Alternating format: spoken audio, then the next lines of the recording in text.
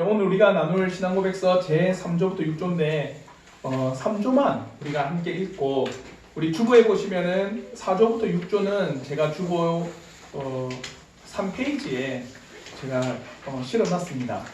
집에 가셔서 꼭 한번 읽어보시길 바랄게요. 우리 예전에 주보를 보시고 제3조 우리 한번 다 같이 한 목소리로 읽도록 하겠습니다. 다 같이 읽겠습니다. 시작! 우리는 이 하나님의 말씀이 사람의 충동에 의한 것이 아니라 사도 베드로가 말한 바대로 성령님의 감동을 받은 사람들이 하나님으로부터 받아 말하는 것이라고 고백합니다. 이에 따라 우리와 우리의 구원을 위한 그의 특별한 돌보심 안에서 하나님께서 당신의 종들 곧 사도들과 선지자들에게 명령하셔서 당신의 계시된 말씀을 기록하도록 맡기셨으며 그는 친히 자기 자신의 손가락으로 율법의 두 돌판을 기록하셨습니다.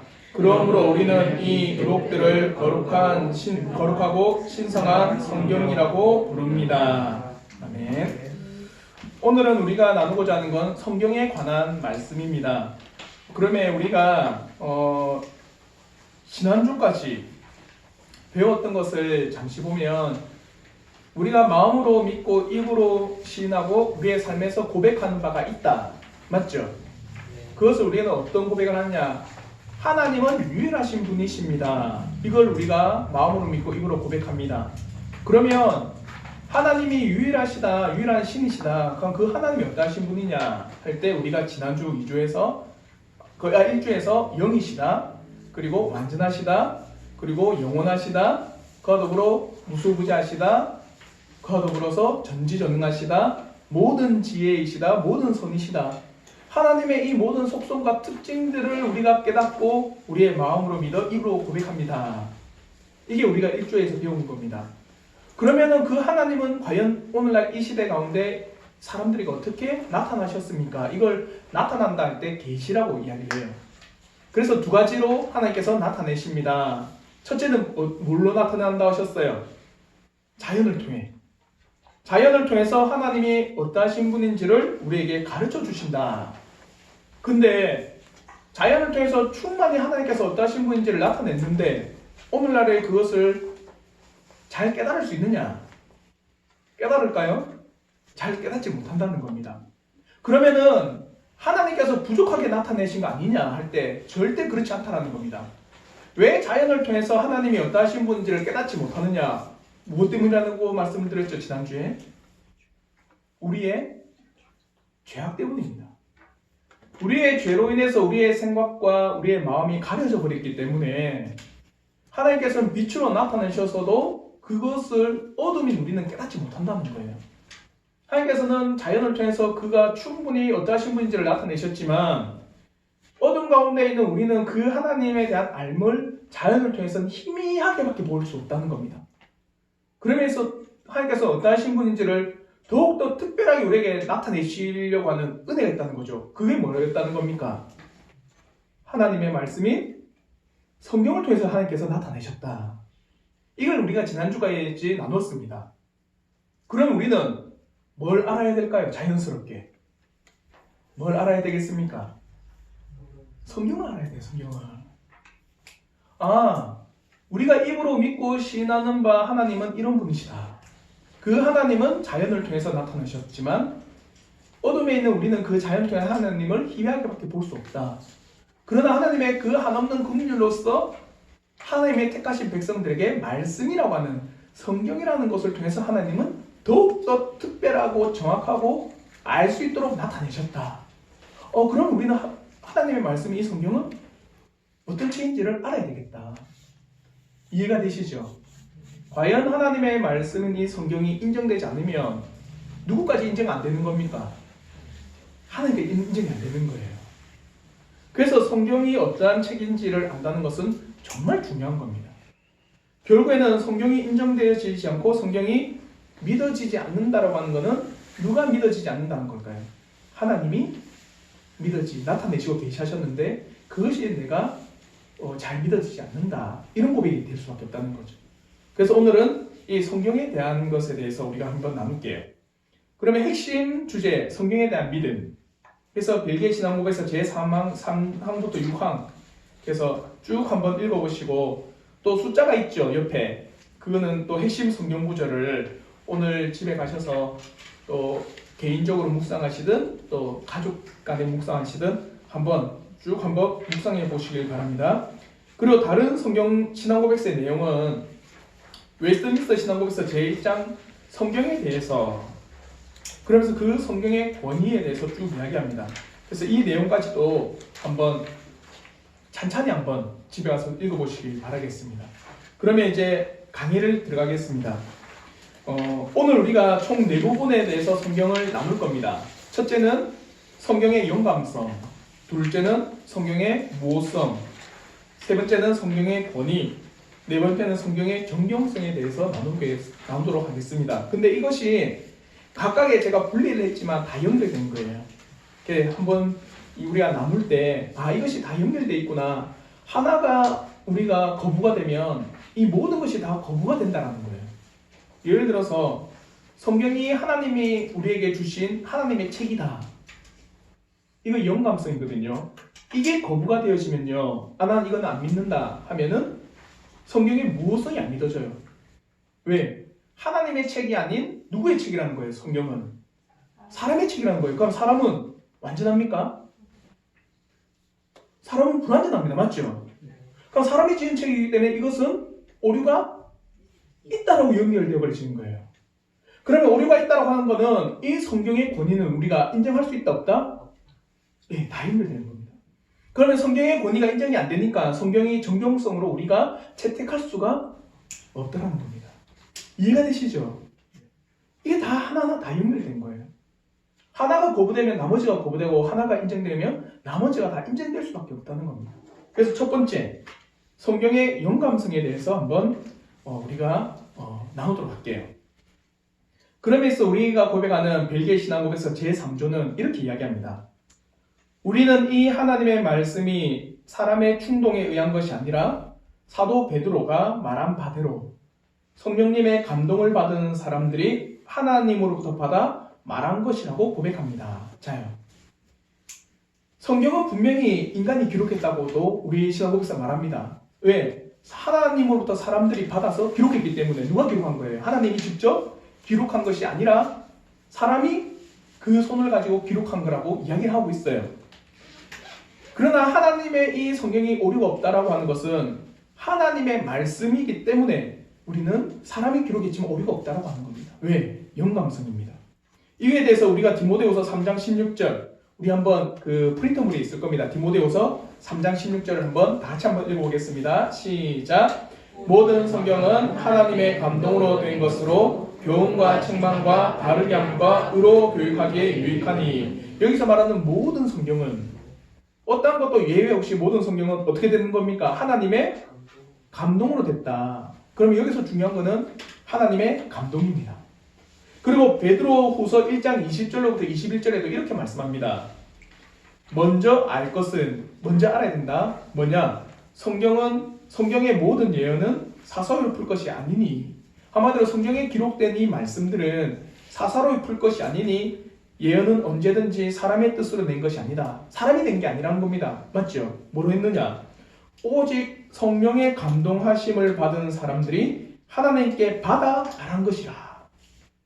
여기서도 중요한 게 뭐냐? 모든 성경은 성령의 감동하심으로 받아 말한 거다. 디모데후서 3장 16절이나 베드로후서 1장 20절로 21절에 동일하게 말하는 게 뭐냐? 모든 성경은 하나님의 감동도 됐다. 이게 참 중요하다는 거겠죠. 맞죠? 하나님의 감동이라는 것. 이게 뭐 어떤 의미냐? 한마디로 성령의 감동이라고 하는 것은 이겁니다. 테오프뉴스토스 합성어예요. 데오스랑 그리고 프네오라고 하는 이 단어의 합성어입니다. 데오스는 알죠? 뭔지. 데오스 하나님. 헬라어로 하나님입니다. 그리고 프네오는 호흡하다. 한마디로 하나님의 감동이라고 하는 것을 이것을 더 직역하면 뭐냐? 하나님께서 호흡하여 불어넣으셨다. 이 뜻이에요. 한마디로 모든 성경은 하나님께서 그의 호흡으로 불어넣으신 것이다. 이 말입니다. 이해가 되시죠? 곧 성경은 하나님의 영감으로 인해서 기록되었다는 것을 명백하게 가르쳐 주는 겁니다. 모든 성경은 신약과 구약을 비롯한 모든 성경은 하나님의 영감, 더욱더 정확하게 말하면 성령의 영감으로 기록된 하나님의 책입니다. 하나님께서 직접 그의 영으로 사람의 마음을 움직인 것이고 하나님께서 직접 그 사람의 마음에 뜻을 두시고 가르쳐 주셔서 그것을 기록하게 하신 겁니다.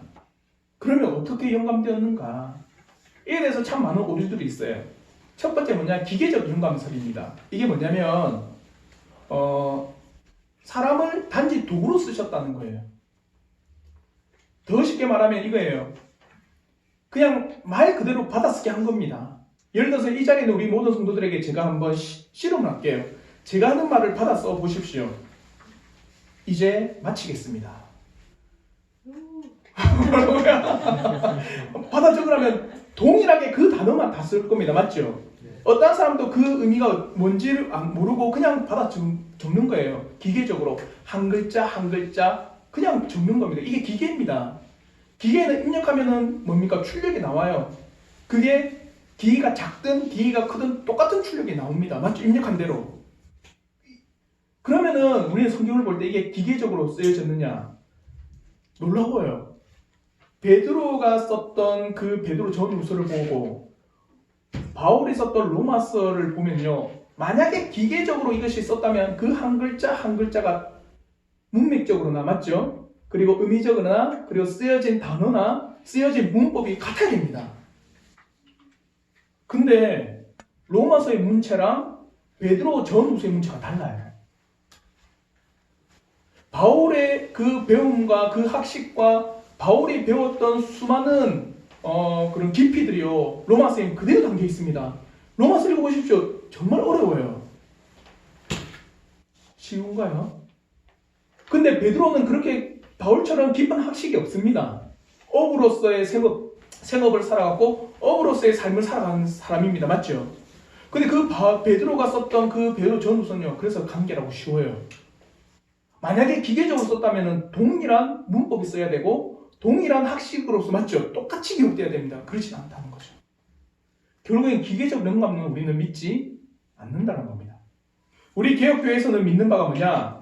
그러므로 하나님께서는요. 그의 영으로 우리 각각의 저자들을 감동시키셔서 각각 성경의 저자들이 가진 개성 그리고 문체, 단어, 학식, 환경을 다 사용하셔서 기록하셨다는 겁니다. 이해가 되시죠? 이게 뭐냐면 유기적 영감설입니다. 그래서 성경은 각각의 그 저자들이 하나님으로부터 받은 그 감동대로 자기가 아는 대로 그것을 써나가는 겁니다. 예를 들어서 우리 다솔 성도님은 의학을 했잖아요. 그 의학적 지식과 우리의 지식은 다릅니다. 맞죠? 하나님께서 쓰실 때 그 의학적 지식대로 쓰게 하시는 거예요. 우리는 또 다르게 쓰게 하신다는 거죠. 단지 사람을 하나님께서 감동시키셔서 그 일들을 진행해 나가셨다는 겁니다. 그러므로 성경은 사람이 지었지만 누가 원저자라는 겁니까? 하나님이 원저자라는 거예요. 하나님. 그러므로 우리는 두 번째 성경으로서 나갈 수 있습니다. 뭐냐? 모호성. 성경의 저자가 하나님이라고 한다면 우리의 이성은 곧 성경은 결코 오류가 없는 책이라고 하는 사실을 받아들일 수 있습니다. 이것을 성경의 모호성이라고 말을 합니다. 성경의 영감설을 믿고 인정한다면 반드시 따라오는 것이 바로 이 성경의 모호성. 동전의 양면과 같은 거예요. 앞면이 있으면 뒷면이 있는 겁니다. 근데 이런 성경의 모호성에 대해서 사람들은 수많은 오류를 가지고 있습니다. 오늘날 기독교인들도 마찬가지로 뭐냐? 성경이 모호하기 때문에 성경에 나타나는 단어들은 과학적으로 절대 틀리지 않다고 생각해요. 예를 들어서 여호수아 10장 20절의 말씀 이런 말씀이 있습니다. 여호수아가 그 아말렉과 싸운 때인가? 그때 태양아 멈추라고 합니다. 뭐가 멈춰야 돼요? 과학적으로는 지구가 멈춰야 되는데 태양이 멈추라고 합니다. 그래서 사람들은 봐라 과학적으로 틀리지 않냐. 그러니 성경은 뭐가 있다는 겁니까? 오류가 있다라고 생각합니다. 과학적으로 성경은 절대로 맞지 않는 책이다. 그러므로 성경은 오류가 있는 책이라고 사람들은 이해를 해요. 또 두 번째로 어떤 오해가 있느냐? 번역된 성경의 말씀은 틀리지 않고 완전하고 오류가 없다라고 여기는 겁니다. 오늘 우리가 가지고 있는 책 성경은 이거죠, 맞죠? 이게 번역된 겁니다. 과연 이거는 오류가 없을까요? 오류가 있습니다. 성경의 모성이라 할 때는요, 어디에 뭐를 두느냐, 원본에 뭐를 두는 거예요, 원본에. 오늘날 우리가 가지고 있는 사본입니다. 사본을 가지고 번역된 게 우리가 가지고 있는 거예요. 그럼 번역함에 있어서 차이는 있다라는 거예요. 그러면 우리는 고민됩니다. 번역된 성경이 그럼 오류가 있다면 우리는 그럼 이거 오류가 있는 책을 보는 거 아닌가? 그러면서 다들 오류가 있는 책이기 때문에 바꿔야 된다고 해요. 근데 중요한 거는 번역상의 오류가 심각한 오류냐, 사소한 오류라는 거예요. 사소한 오류. 한마디로 사소한 것에 목숨을 걸어요. 한마디로 사소한 것에 죽고자 덤비는 겁니다. 그 사소한 오류들이 우리의 구원에 심각한 결함을 주고 우리의 믿음에 심각한 오류를 주는 그런 오류가 아니라는 거예요. 숫자적인 오류, 숫자적인 차이들, 그리고 지역적인 차이들, 그런 오류를 두는 겁니다. 제가 오늘 한 분이 안심번호, 우리 시은 형제가 이제 안심콜을 우리 교회에 해야 되지 않냐 하길래 검색을 했어요. 그 호탄동 주민센터니까 없어요. 호탄동이 아니더라고요, 여기가. 아시죠? 가호동이랍니다. 가호동 주민. 그럼 저는 지역적으로 어떤 거예요? 틀렸지만 이걸 틀렸다고 할 수가 없어요. 맞죠? 우리는 호탄동이고. 그리고 나중에 지역적으로 또 바뀝니다. 옛날에는 진양호 쪽이 진주가 아니었다면서요. 와, 저 맞나요? 여기 연백이 있으신 분들이 없으셔서. 진양호 쪽이 원래 진주가 아니었대. 근데 우리는 진주라고 지금은 부르고 있어요. 맞죠? 네. 그렇다 틀린가요? 아니에요.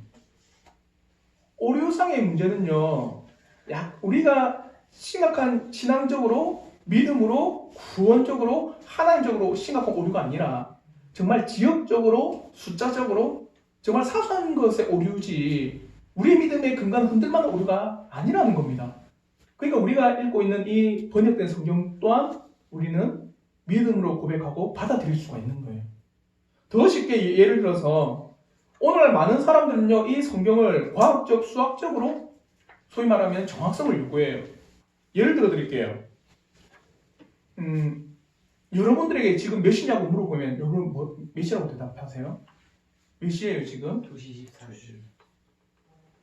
맞은 걸까요? 틀린 걸까요? 틀린 겁니다. 2시 24분 0. 몇 초로 가야죠. 시간은 계속 흐르는데. 근데 여러분이 지금 몇 시예요? 하는데 2시 20분쯤? 그 사람 보고 니 왜 거짓말해? 합니까? 사실입니다. 맞죠? 과학적으로 정확하지 않은 거는 우리 삶에서 일상에서 쓰이는 용어가 아니기 때문이에요. 이해가 되시죠? 또 다르게 혹시 우리 청년들 중에서 달리 조깅 좋아하시는 청년들에게 어떤 사람이 물어봐요. 오늘 몇 킬로 뛰었어요? 한 2킬로쯤? 대부분 그렇게 이야기하잖아요. 오늘 몇 킬로 뛰었었는데 오늘 1.925킬로 뛰었어. 아무도 그렇게 이야기 안 합니다. 그렇게 이야기 하나요? 혹시 누구 보고 몇 킬로 뛰었냐면은 나는 오늘 1.925.5km 뛰었어. 그 이상한 사람입니다. 한 2km쯤 뛰었다. 그 우리 일상적인 용어입니다. 맞죠? 일상적인 문법이고 일상적인 삶의 이야기입니다. 성경이 그런 거예요.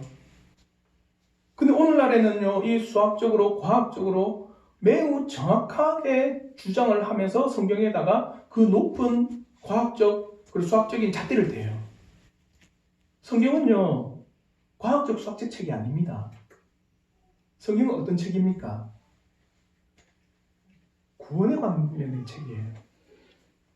그래서 그 과학적으로 수학적으로 약간의 그 차이들 때문에 성경에 오류가 있다고 한다면 우리의 일상은 다 오류가 있는 겁니다.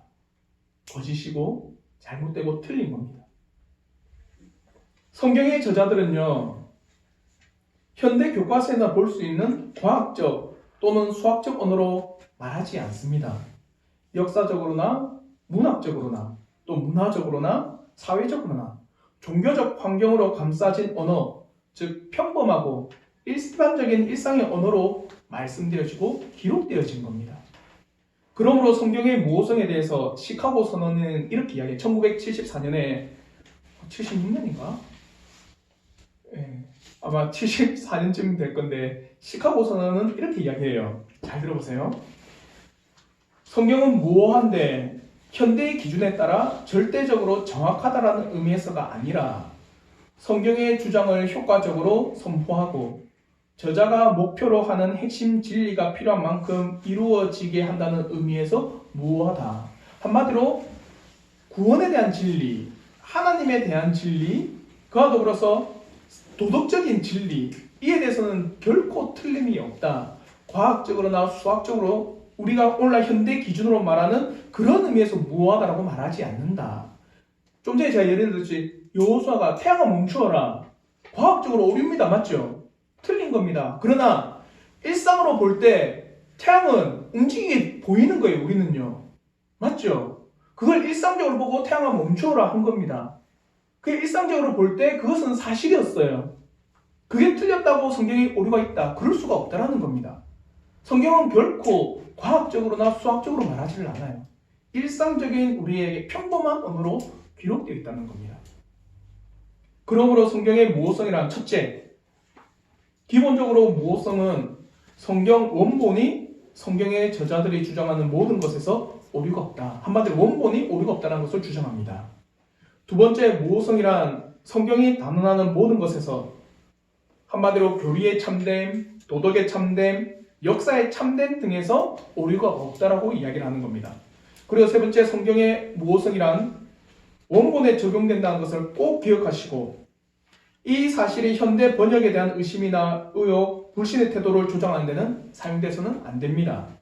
오늘날 우리가 가지고 있는 번역본들은 대단히 정확하며 원본의 의미가 불확실한 곳에서조차 문제는 언제나 사소한 것이고 기독교 교리나 성경 본문의 신뢰성과는 전혀 관련이 없는 정도의 번역의 오류입니다.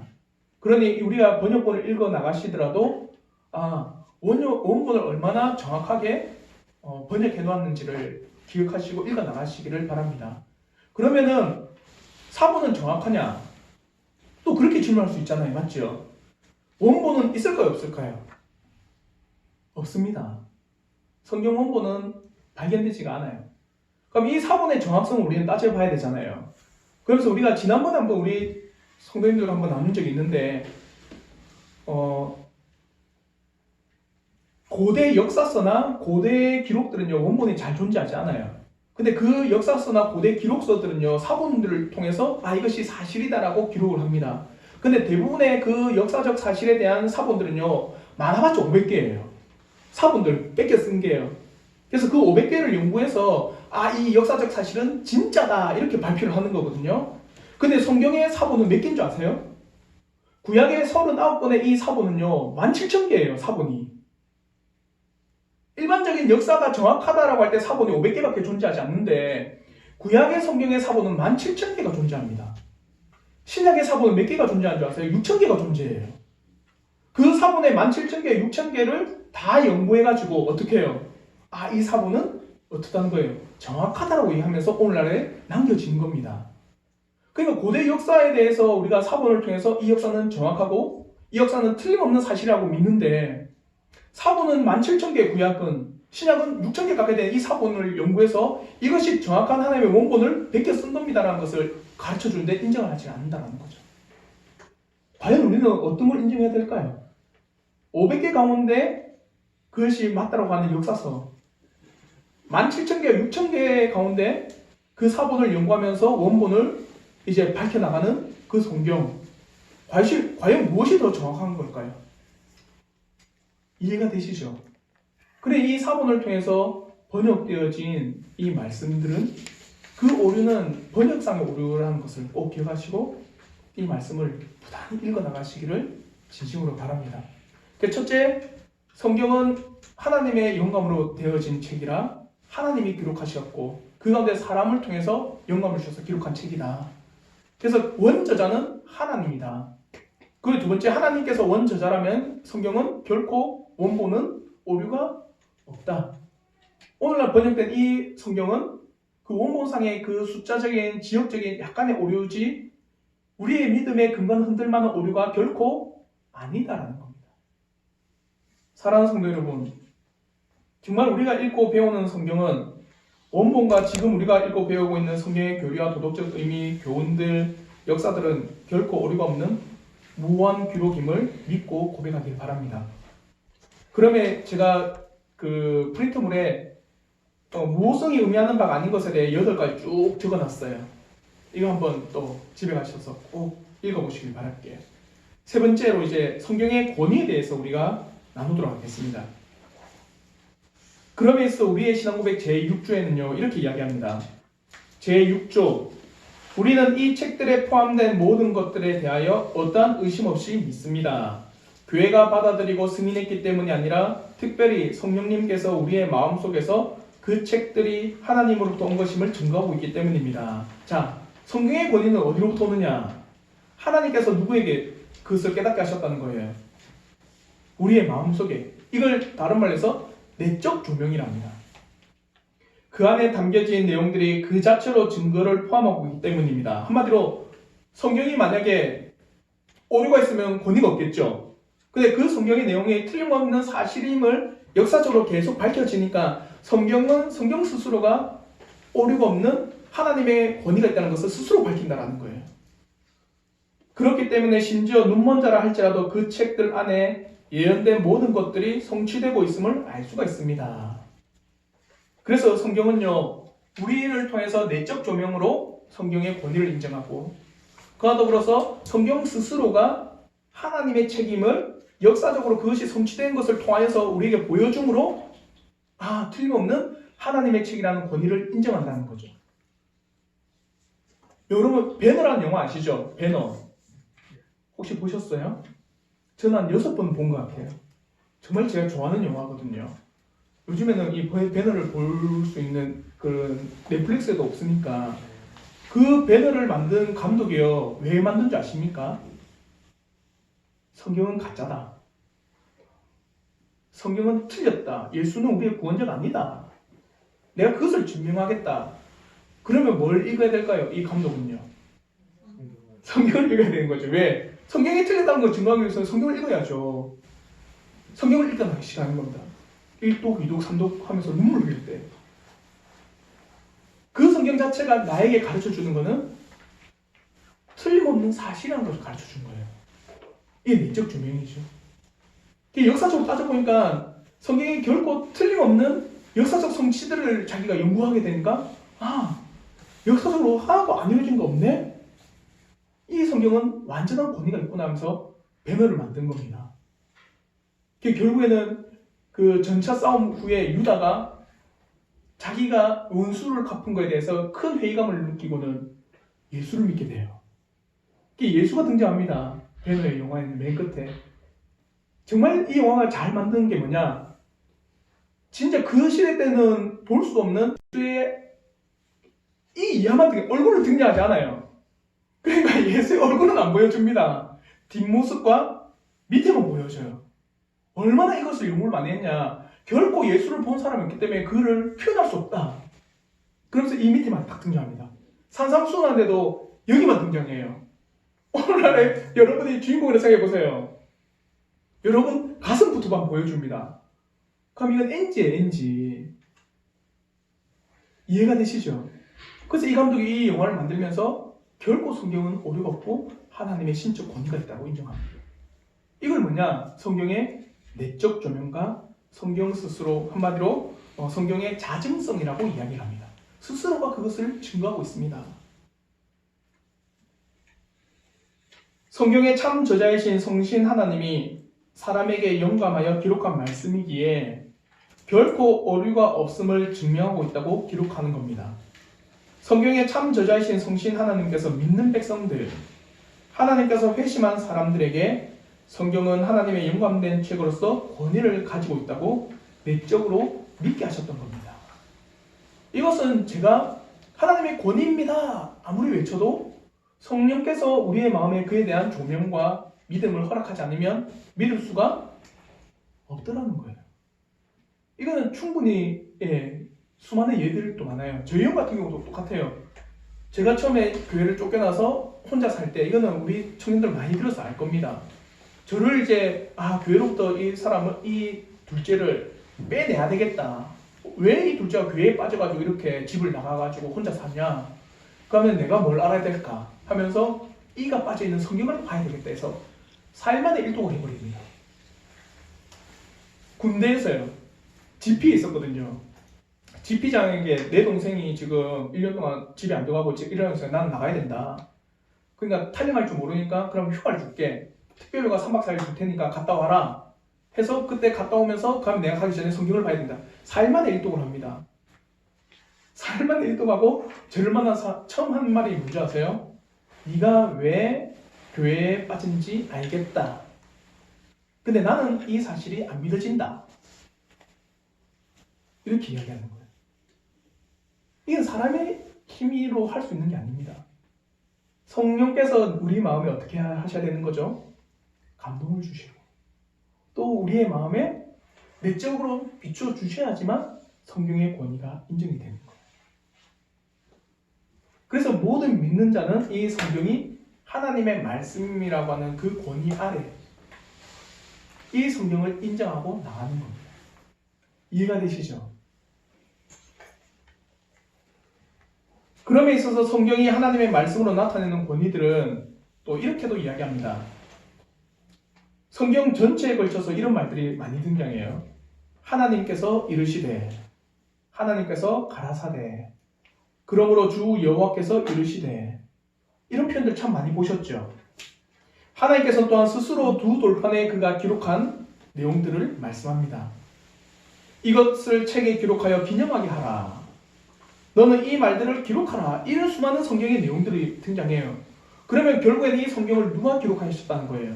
하나님이 친히 기록하셨다는 겁니다. 하나님이 기록하셨기 때문에 하나님 앞에 우리는 권위를 인정할 수밖에 없다는 겁니다.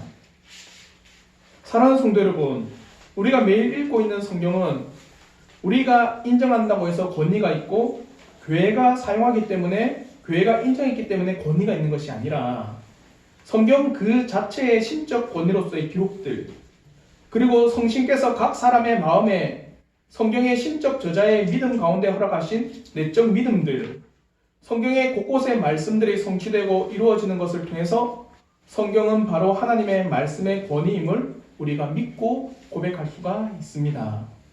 이 믿음의 고백이 우리 성도님들에게 있기를 저는 진심으로 바랍니다. 마지막 이제 성경의 정경성, 이 성경의 정경성에 대해서 한번 나오도록 하겠습니다. 그러면서 우리가 믿음을 고백하는 이 벨기에 신앙 고백서 제4조는 이 성경의 정경에 대해서 쭉 나열하고 있어요. 그러면서 정경으로 인정하는 책이 구약 39권, 신약 27권만 정경으로 인정하고 있습니다. 맞죠? 그 나머지 외경은 결코 우리가 정경으로 인정하지 않는다. 그럼 우리는 이렇게 질문할 수 있어요. 어떻게 구약의 정경은 어떻게 채택된 거고 신약의 정경은 어떻게 채택된 발음이 이상하다. 그 구약의 정경은 어떻게 채택이 된 거고 신약의 정경은 어떻게 채택이 되었기 때문에 이것을 정경으로 인정할 수 있느냐. 맞죠? 이런 질문이 등장합니다. 구약은요, BC 1500년부터 400년까지 약 1000년 동안 기록된 책입니다. 그러면서 이것이 정경으로서 인정된다는 기준이 있어요. 첫째, 저자가 선지자여야 됩니다. 모세오경은 모세가 기록한 책이잖아요. 맞죠? 모세를 두고 뭐라고 합니까? 하나님이 이와 같은 선지자가 더 이상 나오지 않으리라. 선지자라 표현해요. 구약의 기록이 선지자로부터 나온 기록임을 고백해야 됩니다. 둘째는 그러면 선지자로 기록된 이 구약의 말씀들이 이스라엘 공동체 가운데 인정이 돼야 돼요. 그 당시에는 거짓 선지자도 있었습니다. 맞죠? 그러니까 그 거짓 선지자들이 기록한 것도 있을까요? 없을까요? 있습니다. 그것은 인정이 될 수가 없다는 거죠. 이스라엘 공동체 안에 이것은 참 선지자입니다. 이분은 참 완전한 하나님의 부르심을 받은 믿음의 종입니다. 그것이 인정되어지고 그가 기록된 것이 기록된 그 모든 것이 이스라엘 공동체 가운데 증거가 되어야 되는 거예요. 그러면 무엇이 거짓 선지자고 무엇이 진짜 선지자냐? 어떻게 알 수 있을까요? 행태를 보고 참 선지자는 아주 허름하고 뭔가 요염한 능력을 보일 것 같은 아주 뭡니까 간달프처럼 흰머리를 늘뜨면 요술로 보일 것 같은 그런 느낌을 받고, 거짓 선지자는 아주 예쁜 옷 입고 막 보니까 사뿐이 날 정도의 그런 모습 때문에 아닙니다. 그 말씀이 성취되고 있느냐예요. 그러면서 참 선지자에게는 그 말씀이 하나님으로부터 왔기 때문에 성취가 될까요? 안 될까요? 성취가 되는 겁니다. 그걸 통해서 이스라엘 공동체는 인정을 하는 거예요. 그러면서 또 어떤 사람이 또 이런 질문해요. 참 사람은 질문을 많이 합니다. 그리고 여러분에게 또 질문을 많이 하셔야 돼요. 그러면은 사람이 인정한 거 아닙니까? 그렇게 물어볼 수 있잖아요. 맞죠? 사람이 그것이 이루어지냐 안 주를 보고 이거는 참 선지자, 이스라엘 공동체가 인정하기 때문에 이건 구약. 그래서 많은 사람이 이렇게 질문할 때 그러면 더 좋다. 신약에 가서 보자. 예수께서 언급하고 예수께서 비유를 드신 모든 성경은 오늘날 구약입니다. 다 보십시오. 어떤 것도 외경을 언급하지 않아요. 어떠한 인용을 할 때 구약을 제외해서 인용을 하지 않습니다. 주님은요. 하나님의 말씀은 하면서 구약을 인용해요. 그럼 결국에는 뭡니까? 구약의 39권은 하나님의 말씀이라는 거예요. 정령이라는 겁니다. 그러면서 대표적으로 누가복음 24장 44절에 이렇게 말씀합니다. 또 이르시되 내가 너희와 함께 있을 때 너희에게 말한 바 곧 모세의 율법, 선지자의 글과 시편에 나를 가리켜 기록된 모든 것이 이루어져야 하리라 한 말이 이것이라 하시고, 한마디로 모세오경 그리고 선지서, 시편, 이거는 그 당시에 이스라엘 사회가 구약을 나눈 방법이에요. 오늘날 우리는 어떻게 나눕니까? 모세오경 그리고 역사서, 대선지서, 소선지서, 또 시가서 이렇게 나눕니다. 오늘날 우리는요. 근데 그 당시에 이스라엘 민족은 어떻게 모세오경 그리고 선지서, 그 시편은 우리가 말하는 시가서 5권, 그래서 나머지는 다 선지서로 나눕니다. 또요, 마태복음 5장 17절에 이렇게 이야기합니다. 내가 율법이나 선지자를 폐하러 온 줄로 생각하지 말라. 폐하러 온 것이 아니요 완전하게 하려 함이라. 여기서 말하는 율법과 선지자가 바로 구약의 이야기입니다. 그래서 이스라엘 민족은요, 이 두 가지를 구약을 나누는 기준으로 여깁니다. 율법인 모세오경, 그 나머지 선지서, 때로는 율법인 모세오경, 그리고 역사적 사실인 선지서, 그와 더불어 시가서 5권, 시편, 이렇게 나눠요. 이 모든 것을 통해서 주님이 인정을 하시는 거예요. 누가 인정했다는 겁니까? 예수께서 인정하셨어요. 하나님이 인정하셨습니다. 그러므로 구약 39권이 정경임을 우리는 믿어 의심하지 않습니다. 주님이 그것을 인정하시고 인용하시고 가르쳐 주시고 우리에게 고백하시기 때문에. 그럼 신약은? 자, 신약이 문제입니다. 맞죠? 예수님 당시에 신약이 있었을까요? 없었을까요? 예수님 당시에는 없었습니다. 그러면은 주님이 인용도 못하신 겁니다. 맞죠? 그럼 어떻게 이 신약이 정경으로 인정되느냐? 신약은요, AD 49년부터 95년까지 약 50년 동안 기록된 겁니다. 그래서 이 신약을 정경으로 채택되는 데 있어서도 초대교회에는 많은 문제가 있었어요. 이건 심각한 고민이었습니다. 실제로 2세기에는요, 성경의 정경을 문제시하는 이단들이 막 등장합니다. 말시온이라든지 몬타누스라든지 영지주의라든지, 우리 신흥계는 많이 들어보셨을 거예요. 신학을 하면서 이 이단들이 등장하면서 정경은 온전히 이것만 정경을 인정할 수밖에 없다면서 구약의 모세오경만 정경이다, 그리고 바울서신만 정경이다, 수많은 이 이단들이 등장하면서 이 정경에 대한 문제들을 제기를 한 겁니다. 그러면 신약을 정경으로서 채택할 때 기준을 세운 거예요. 구약을 정경으로 채택함에 있어서 기준이 누구였습니까? 선지자를 했잖아요. 맞죠? 신약에서 정경을 채택할 때는 기준이 뭘까요? 사도예요. 사도. 사도들이 적었느냐? 그겁니다. 그러면 우리 또 의미 들어요. 누가는 사도일까요? 사도가 아닐까요? 누가? 사도 아닙니다. 그럼 이건 어떻게 정경을 받아들일까? 그래서 뭐랬냐? 사도와 관련되고 밀접하게 사역을 했던 사람들. 누가는요 바울과 끊임없이 사역합니다. 끊임없이 바울과 함께 동력하면서 바울 옆에서 끊임없이 지켜나가면서 그 기록들을 해요. 그래서 첫째는 사도들이 기록했느냐, 그리고 그렇지 않다고 한다면 사도들과 밀접한 관련이 있어야 한다는 점을 들었어요. 그리고 두 번째는 교회가 받아들이고 지속적으로 그것을 예배 중에 사용했느냐, 이걸 정경으로 본 겁니다. 그러면 지금 우리가 사용하는 신약의 대부분 책들이요, 초대교회 때 예배 시간에 공적으로 낭독되어지고 매일의 삶에서 가르쳐온 성경의 내용이었습니다. 사도시대 이후로 교회들에서 또한 교부들이 뭘 했느냐, 터툴리안, 폴리가, 저스틴, 유세비우스, 오리겐, 아타나시우스, 제롬, 어거스틴을 비롯하여 수많은 교부들이 이 신약의 27권은 역사적으로 신약교회가 생기고 난 후부터 끊임없이 모든 교회에서 가르쳐온 하나님의 말씀이다. 모든 교회가 공적으로 고백하고 그 사도성을 인정할 수밖에 없는 하나님의 유일한 정경이다라고 이야기를 합니다. 이처럼 성경의 정경은요, 바로 하나님의 놀라운 섭리의 작용입니다. 어떻게 해요? 생각해 보십시오. 사본들밖에 존재하지 않는데 그 사본들이 몇 개가 없다. 그럼 과연 우리가 오늘날 믿고 따르는 이 구약이나 신약이 정경으로 되겠습니까? 1960년 쿰람 사본 아시죠? 쿰람 동굴에서 발견된 구약의 99% 발견되게 버린 겁니다. 사본이. 그 99%의 쿰람 동굴에서 발견된 사본을 비교하고 오늘날 1960년 되면 성경이 나왔잖아요. 맞죠? 그 구약하고 비교해보니까 99%가 맞는 겁니다.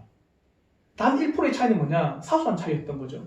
그래서 성경을 보면 가로가 있잖아요. 가로 보십시오. 그리고 없음이라고 있습니다. 맞죠? 그런 부분은 어떤 사본은 있고 어떤 사본은 없고 대부분의 사본이 있는지 없는지 모른다. 그러면 없음으로 적어놔요. 가로는 뭐냐?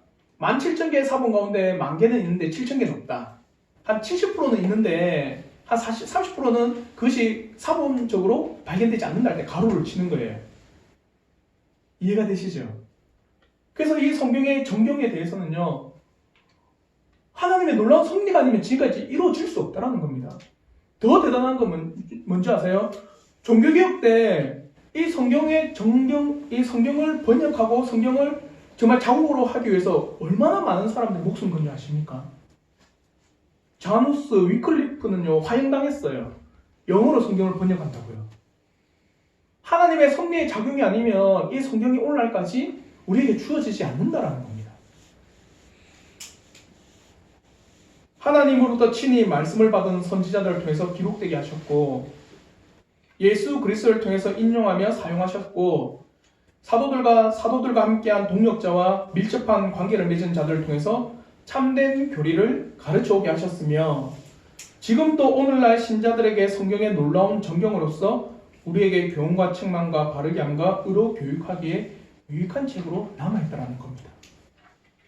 그러면 저는 이 자리에 우리 성도들이 이 성경의 놀라운 영적인 권위, 이 성경의 무호성, 그와 더불어 이 성경의 하나님 저자, 유기적 영감론, 그와 더불어 이 성경의 정경론을 믿음으로 고백하는 은혜가 있기를 저는 진심으로 바랍니다. 때로는 저도 성경을 지금도 연구하고 보지만 긴가민가한 것도 참 많아요. 성경을 다 알면 참 좋겠죠. 다 외우면 얼마나 좋겠습니까? 근데 다 외우지를 못하고 날마다 성경을 연구하면서 히브리어 헬라어를 볼 수밖에 없어요. 그러면서 이 말씀이 이런 뜻이구나 점점 깨달아지는 겁니다. 그러면 지금 우리가 이 성경에 대한 때로는 의심도 하고 의문도 가지고 때로는 이 성경에 대해서 물음표를 달 수도 있어요.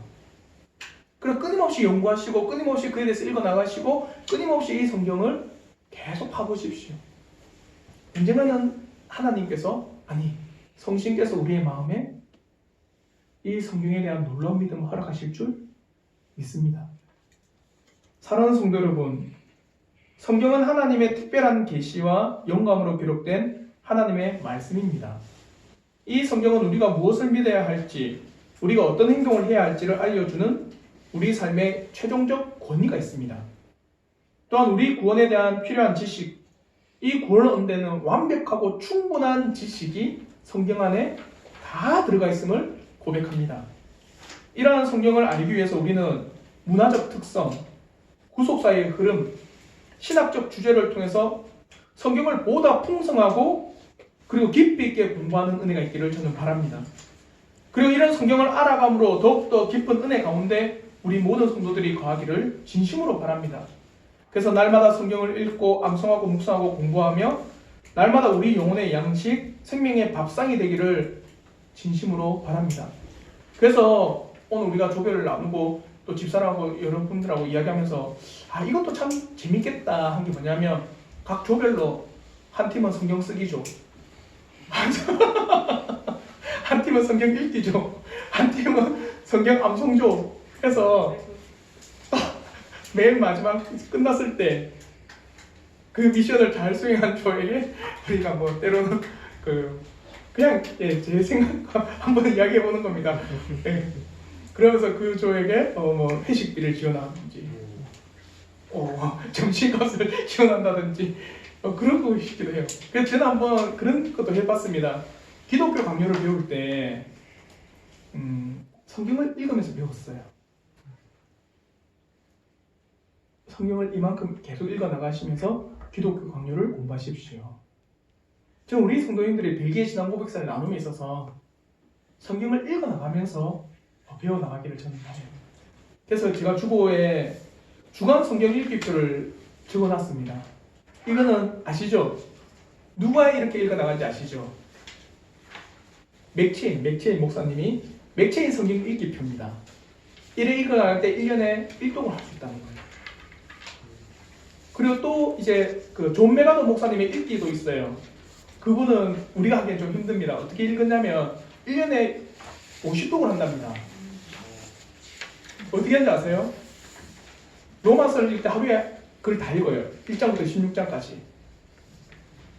이번 달에는 로마서 쭉 읽어 나가고 그 다음 달에는 뭐 빌립보서 그 짧은 장이 있잖아요. 짧은 장을 또 한 달에 쭉 선부터 읽으면은 1년에 몇 독 하는 거예요, 최소한. 30독을 하는 거예요.